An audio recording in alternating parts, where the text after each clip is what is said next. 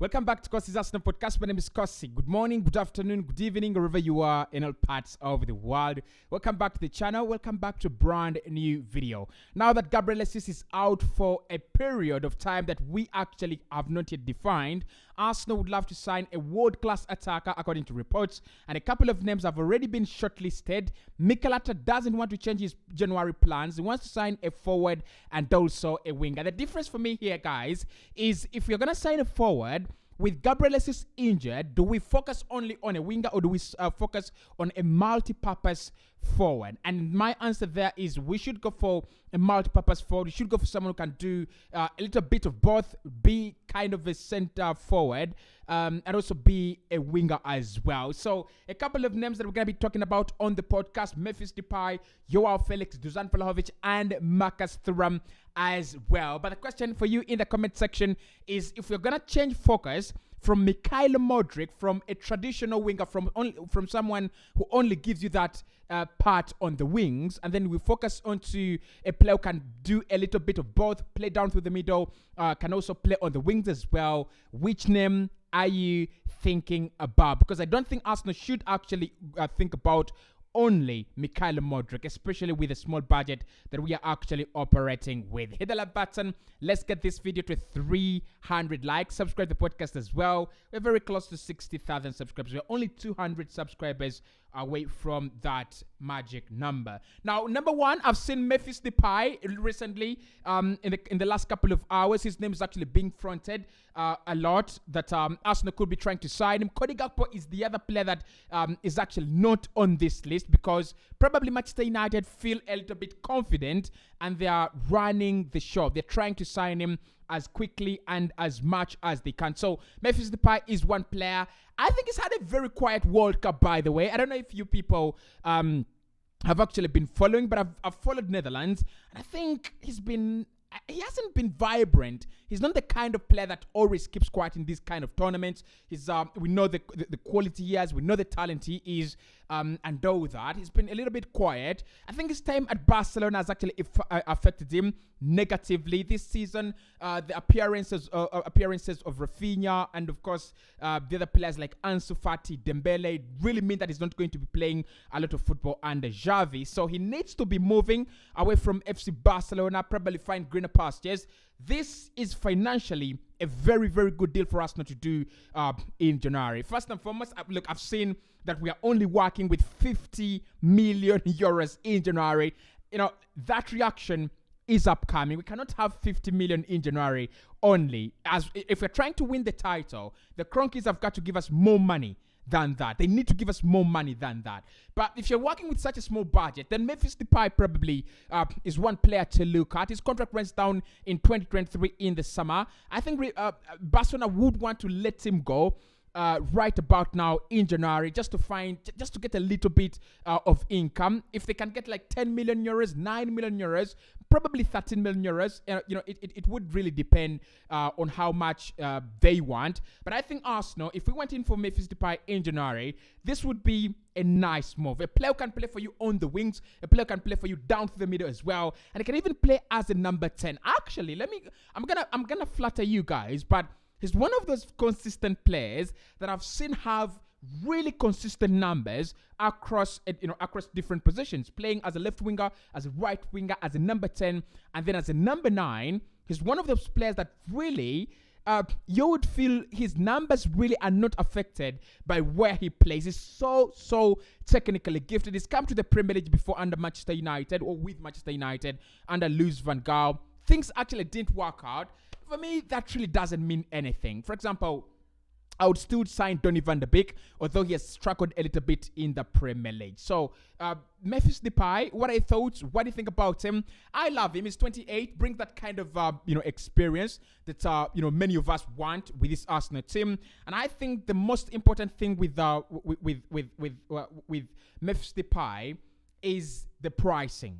He's coming at a very, very cheap price. 28 years of age. You can give him a 3-year deal at 10 million euros with an option to extend.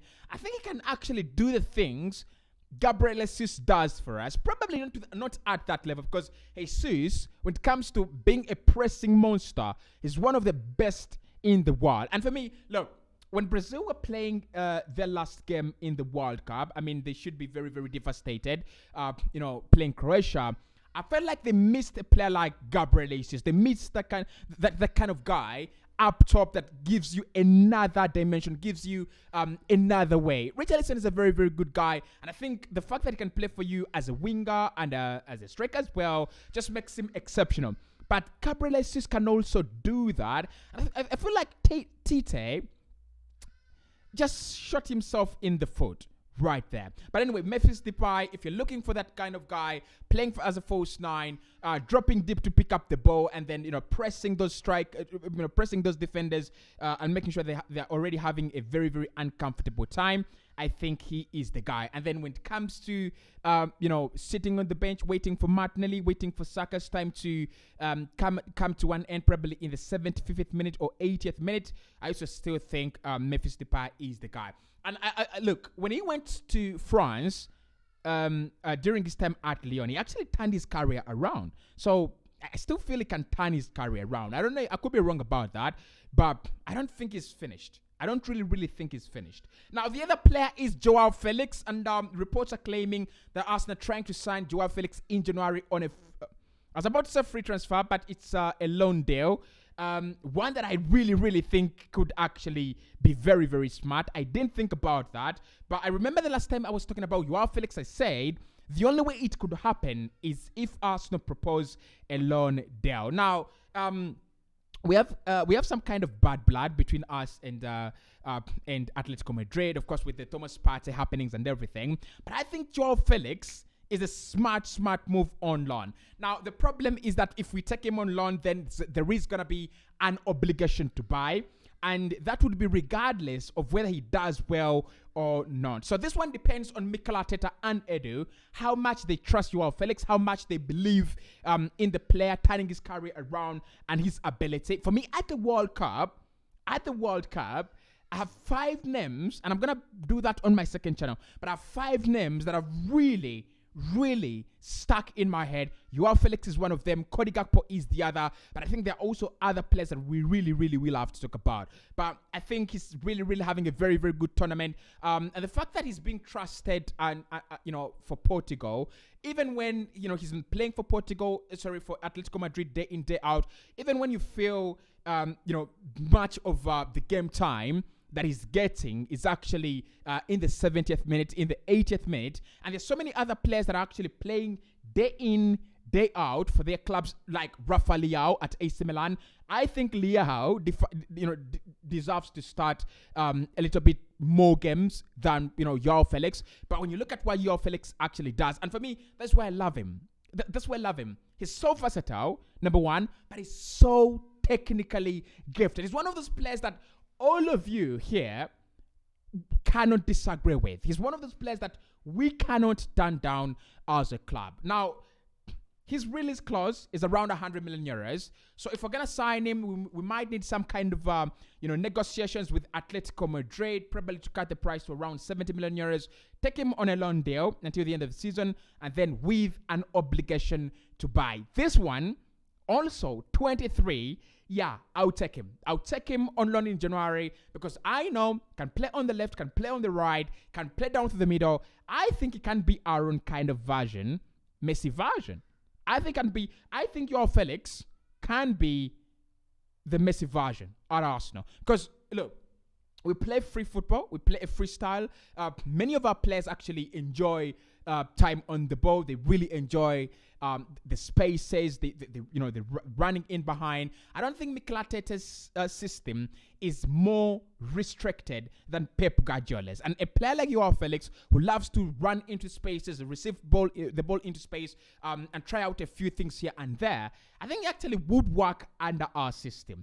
I'm not trying to sell to you the idea of Joao Felix, but I just think he's a very, very good guy. So 70 million euros or 75 and a loan deal, yeah, I would really do that. Now, the third one is Dusan Vlahovic. We wanted him last January, and I know many of you are like, oof, don't talk about him. Yeah, Arsenal could actually sign Dusan Vlahovic from Juventus. Now, at first I was asking myself, why are there links of many Juventus players leaving the club just immediately after signing for the club. And, it's more of, with Juventus, it's more of a love factor. It's more of an affection factor. Why, these players signed for them. Manuel Locatelli, Bremer, Dusan Vlahovic. They signed for Juve because they love their club. They love Juventus, probably because they've been in the Italian Serie A for some time, and they feel Juventus is the right place to be and do with that. So Juventus do have financial problems, and this is where Arsenal could capitalize on this deal. I'm not saying it would come any cheaper. Get me right. You could want to sign Federico Chiesa. You'd love to sign, anyone, Winston McKennie, anyone in that team. It's not going to come cheap because they have financial issues, but they might need to sell just either to bridge the gap financially. I don't think they can run away with the penalties anymore. I've seen La Liga always scratching everything that actually doesn't really concern them. But with Dusan Vlahovic, this is the right time for any club that want him to actually sign him. He's one of those players that will be available probably in the summer. We don't know the extent to which he will be available in January. But I would actually take him. I would actually take him, and this is the reason why I'll take Dusan Vlahovic. I think in the Premier League, there are not more than 5 typical number 9s better than him. And I'm going to say that again. Right now, in the Premier League, there are not more than 5 typical number 9s better than Dusan Vlahovic. When it comes to link-up play, when it comes to finishing, when it comes to their, the work rate, and also his involvement generally as a player. And those 5 would be Erling Haaland. Those 5 would be Harry Kane. Those 5 would be right now. I'll take Gabriel Jesus over Dusan Vlahovic because I think Jesus has really, really done well. Alexander Mitrovic as well. So far, he's really, really done well. So I'll take him. I'll take him as well, and probably Ivan Toney. Right? Look, I could be wrong, but all these other clubhouses are having shit houses of strikers. They're really, really having very, very poor strikers. This campaign. So Dusan Vlahovic, the deal is there to be done. Not for us, not for anyone who wants to do the deal. I think Juve will be willing to listen to all parties, to all clubs that will come out and say, if you want him, sign him.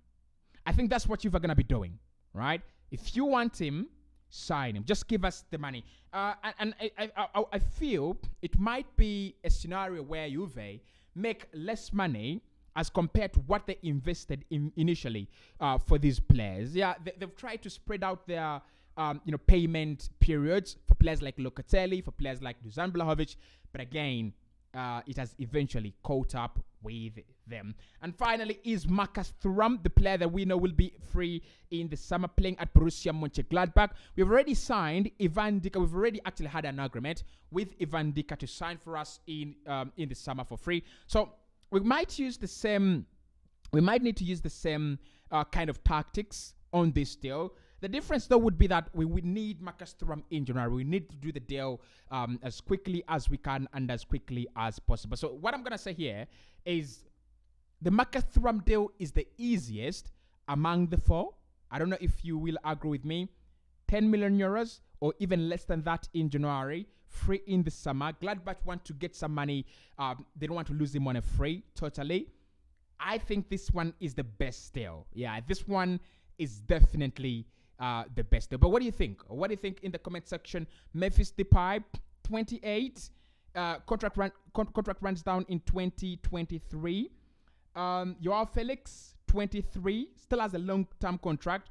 And his release clause around 100 million euros. Dusan Vlahovic still has a fresh contract with Juventus. Very quality striker. I have to add that. And Juventus do have financial problems. So if they wanted to be bailed out, we could be the guys to do that. Just imagine. And then Marcus Thuram having a very great season with Borussia Mönchengladbach in the German Bundesliga.